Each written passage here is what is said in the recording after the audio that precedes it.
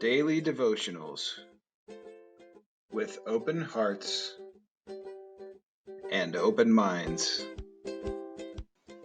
First United Methodist Church in Pueblo, Colorado presents Hope and Coffee with Pastor Hugo Venegas.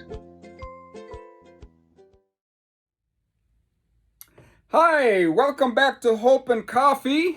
We are studying the faces of hope. There are 14 faces of hope that we have learned from Genesis chapter 6 to Genesis chapter 11, and we're just doing a review. We're reviewing those faces because we're going to close out at chapter 11, then we're going to move on into chapter 12, where we're going to learn the lessons of hope from the life of Father Abraham. Father Abraham, that's going to be an epic study, an epic chapter. So I look forward to moving through this. And we're going to talk about another face of hope. Yesterday we talked about the face of anger. And today we're talking about the face of the plan of God. The plan of God. You have heard me a lot talk about the plan of God.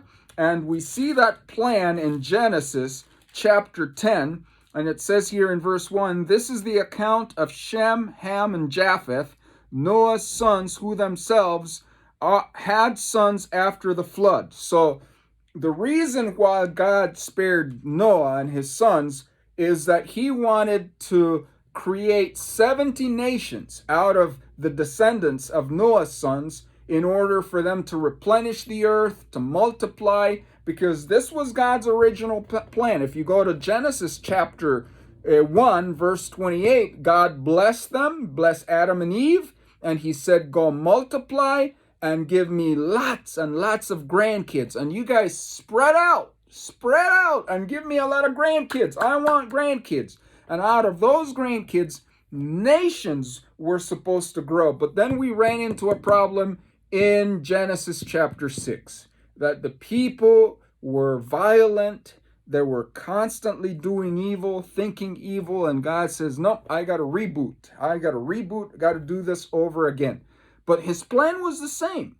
So when Noah got out of the ark, his sons had children and they spread out. And that's where they got the coastal nations, they got urban nations, and the nomadic people who were the ones that wandered, and nations. Urban nations, nomadic nations, and coastal nations came out. And it has always been the heart of God to bless the nations. That's what he wants. Lots of grandkids. And he wears all the jerseys of his grandkids. God is a God who loves the diversity of our world. We are one. Remember, we are one.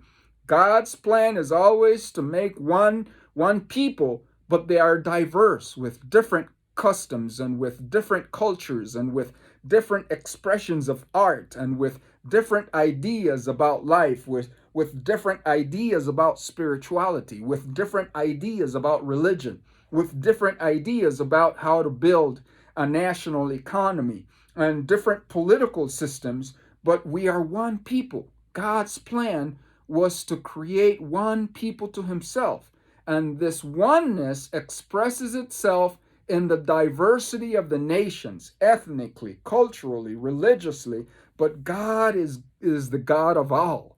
And his plan is for his blessing to go out to the nations. So we need to ask ourselves, do we appreciate the plan of God? Do we allow diversity? Do we allow differences? And in spite of those differences, know that we are one. God, that is God's plan, to bless the nations. And now we will go into chapter 11 and we find that there is a problem.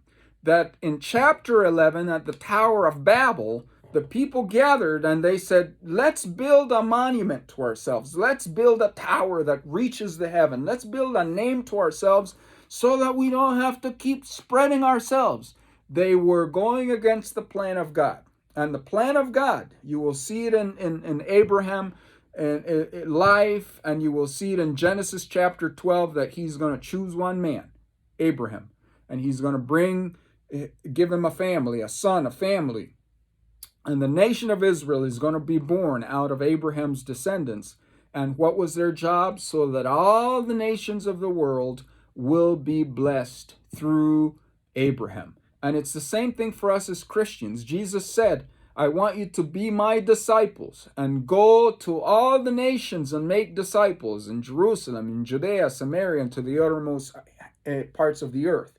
So when we look at our logo here at the United Methodist Church, we know that we need to act locally. We need to bring the blessing of God locally.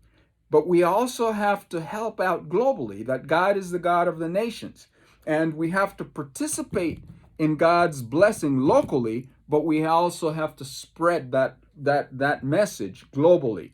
So this is the plan of God. The plan of God has always been to gather the nations to himself. And if you go to Revelation and you read how the story ends, it says that all tribes, all nations, all different languages will surround the throne of God, and they will say, "Holy is the Lamb, holy is the Lamb, holy is the Lamb." And we will worship the Alpha and Omega. And we will end up just the way God started from the very beginning. He wants lots of grandkids with different languages, different colors, different culture.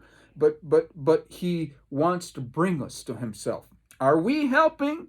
Are we helping to be a blessing to the nation? Are we helping to bless the other kids of God's teams around the world? Or are we just like, it's only me, I want the blessing for myself? Nope, the blessing needs to go out to everyone, to everyone. That is the plan of God. So I want to encourage you, do something for a nation today. Pray for a nation. Pray for some people group that is out there struggling and suffering, and you just pray for a blessing and say, God, allow me through my prayer to be a blessing in your plan, that all the nations should come to you, because we have one God, one people, though we may be diverse. God bless you. Have a phenomenal day, and come back and join us tomorrow as we continue looking at the review of the Faces of Hope. Thank you for joining us for our daily devotional, Hope and Coffee, with Pastor Hugo Venegas. If you enjoyed today's devotion, like or subscribe below. We also welcome you to join our family at First United Methodist Church in Pueblo, Colorado. You can visit our website at firstumcpueblo.org, and we hope you continue to have a blessed day. We'll see you tomorrow.